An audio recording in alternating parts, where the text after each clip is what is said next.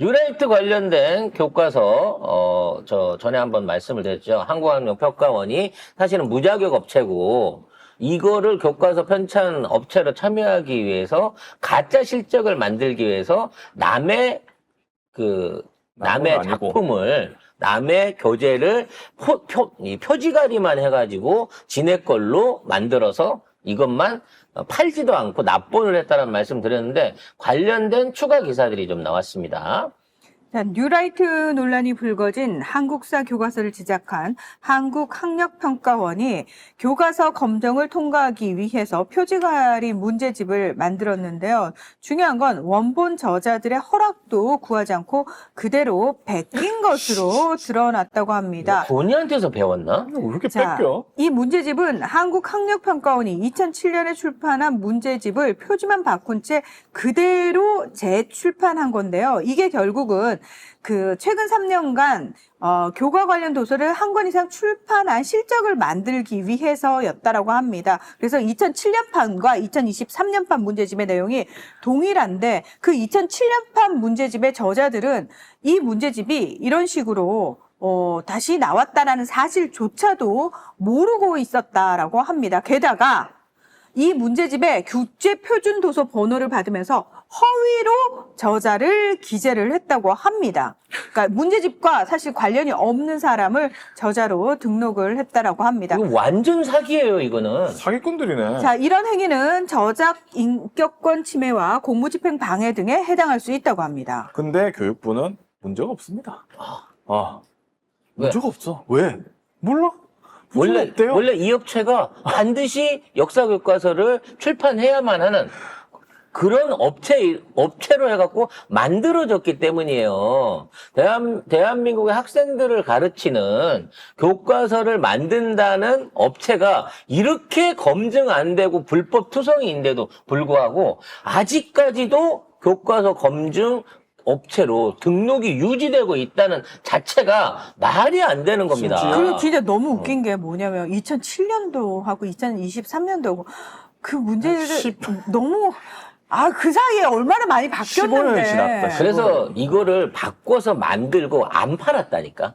시중에는 안 내고 등록만 하는 등록만 이 국립도서관에다가 그 중앙도서관에다가 갖다 준 거지. 갖다 주기만 한 거고 시중에는 안 내보냈기 때문에 이런 짓을 한 거를 안 들킬 줄 알았던 거지. 근데 이주호 교육부 장관은 절차상 문제가 없다. 아니 이따위면 나도 내년에 그러면 교과서 검증 진짜 해야 돼. 하나 하자고. 똑같이 하나 해야 돼요. 그래서 우리는 야. 아예 대놓고 안에 전화번호부를 위에다가 표지를 갈아가지고 이거를 국어교과서라고 해갖고 검증을 넣어보자고. 그래도 문제가 없다고 나와야 될 거 아니야. 이거 보게 되면 어저께 그 홍명보 청문회 한 거랑 똑같은 막 그런 논리인 거야. 아니 당신 11차 회의한테서 이임생이 자격이 없는데 그와 관련된 권한을 획득을 해갖고 사전에 축구협회 고지도 안 한 상태에서 홍명보를 지명해가지고 홍명보가 감독이 됐는데 심지어 홍명보는 국제적인 라이센스도 없다고 하는데 이 부분은 문제 있는 거 아닙니까? 라고 했더니 문제가 없다는 거야. 무자격자가 마음대로 축구 감독을 90억을 주고 선임을 했는데 절차상에 문제가 있다고 지금 인정을 하지 않았어요. 인정을 하지 않았습니까? 그러니까 당신은 물러나야 됩니까? 계속 해야 됩니까? 저는 문제가 없는 것 같습니다. 이렇게 얘기하는 거랑 똑같은 거잖아. 문제 있으면 물러나겠냐고 하니까 홍명보는 그런 말을 아예 안 해요. 아니 저는 그렇게 생각하지 않는데 이 건으로 인해서는 물러나지 않겠다는 거예요. 불법으로 한 회의, 심지어 회의록도 남아있지 않은 회의, 회장과 협회의 사전 동의나 이걸 구하지 않은 상태에서 지네들끼리 강화위원회를 열어가지고 불법 행위를 열어가지고 자격증이 없는 사람이 그 자격이 안 되는 이사가 감독을 선임을 했는데 나중에라도 보고를 했기 때문에 절차상 아무 문제가 없다고 얘기를 하고 있는 겁니다. 이거랑 뭐가 달라요, 도대체? 대한민국 무법천지입니까, 지금? 절차상 문제 없다. 요즘 유행어냐고. 그런 것 같습니다. 앞으로 무슨 건이 생기더라도 뭐 외교 분쟁이 생기든 국가 간의 문제가 생기든 뭐 이와 같은 사태가 일어난다고 하도 이제 유행어로 절차상의 문제가 없습니다 이거예요. 지금 청문회 때부터 계속 방통위도 그렇고 이런 식으로 해갖고 말 자체가 우기는 거잖아. 그냥 지들이 절차상의 문제가 없습니다고 말하면 없군요 하고 끝나고 있다는 거야. 아니 그러면 체코 언론도 그렇고 카자흐스탄 언론도 그렇고 그 언론들도 절차상 아무 문제 없이 기사를 냈는데 왜 지랄 발광해가지고 기사를 수정을 시키냐고 강제로. 절차상 문제가 없는데. 이거 진짜로 절차상 문제가 있는데 없다고 하는 데 대해서 국회가 법을 만들라고. 왜냐면 그동안은 그랬던 놈이 없기 때문에 그런 걸 처벌할 수 있는 법이 없었잖아요. 이제 절차상 문제가 있는데 문제가 없다고 말하는 애들의 문제를 처벌할 수 있는 이런 법을 만들어야지 이 처벌이 가능하다는 거예요. 지네들이 문제가 없다고 인정하는 순간 문제가 없는 게 돼버리는 나라가 됐습니다, 지금. 마지막으로 검찰이 이재명 윤석열 명예훼손, 그러니까 윤석열에 대한 그 부산저축은행 관련한 어떤 그 내용들을 인터뷰하고 방송에 냈다고 하는 윤석열 명예훼손 보도 사건에 이재명을 공산당이라고 공산당 프레임을 써가면서 비난하는 내용을 넣어갖고 이거 말도 안 되는 소리 하지 말아요 라고 판사한테 주의를 받았다고 하는데요. 왜 이러는 걸까요?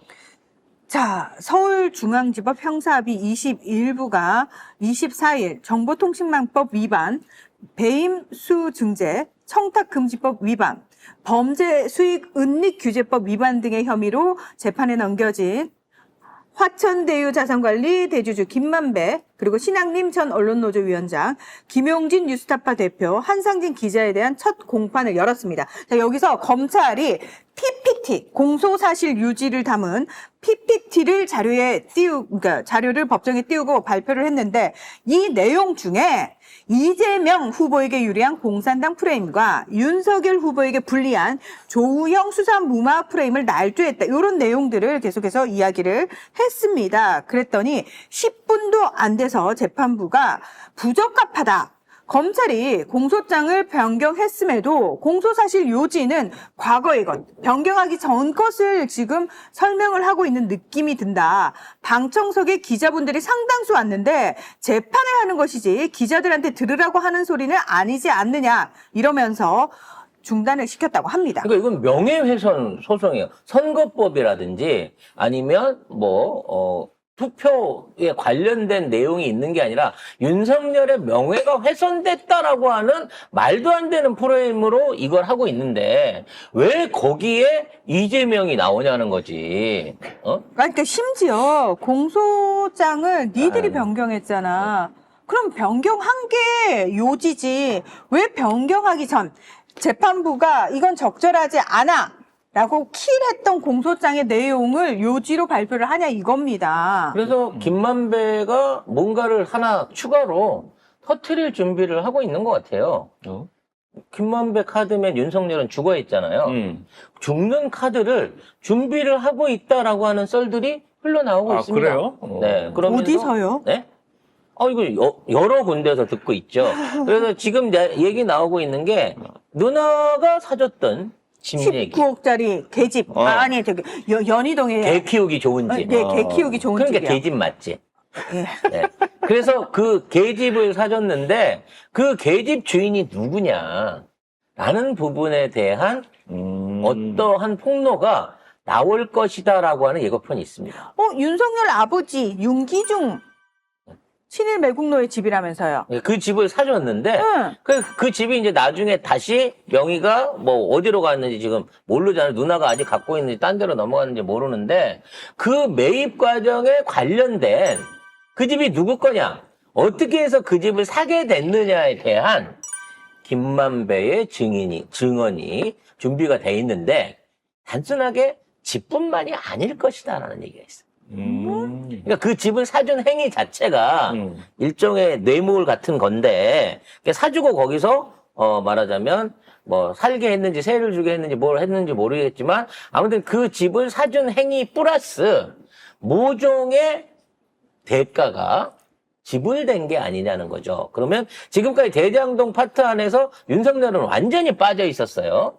그러니까 50억 클럽이 있는데 윤석열한테 관계없다. 집을 사준 건 우연이다라는 게 있는데 그게 우연이 아니고 실질적으로 어떠한 방식으로 그 집뿐만 아니라 그 집을 포함해가지고 윤석열도 50억 클럽은 아니지만 한 20여 건의 모를 받은 거기에 대한 증거를 만배 오빠가 준비를 하고 있다라는 썰이 나오고 있습니다. 뭐 어쨌든 여기에 이제 해당되는 사람들은 다 그 뉴스타파 기자들도 있는데 이 사람들이 이제 윤석열을 그 증인으로 신청하겠다. 왜? 윤석열 명예훼손인데 우리가 무슨 명예를 훼손했는지 윤석열한테 들어야지. 뭐 다른 사람들이 얘기해서 무슨 소용이냐. 윤석열을 증인으로 신청하겠다고 했는데 뭐 받아들일지 모르겠습니다. 아니 피해자잖아요. 자기가 당사자잖아. 명예가 훼손됐지만 안 나와. 그렇죠. 내 명예는 훼손돼 갖고 그 부분에 대해서 사람을 처벌하고 있지만 나는 구체적으로 어떤 명예가 훼손되는지 진술을 안 하고 있다는 거죠.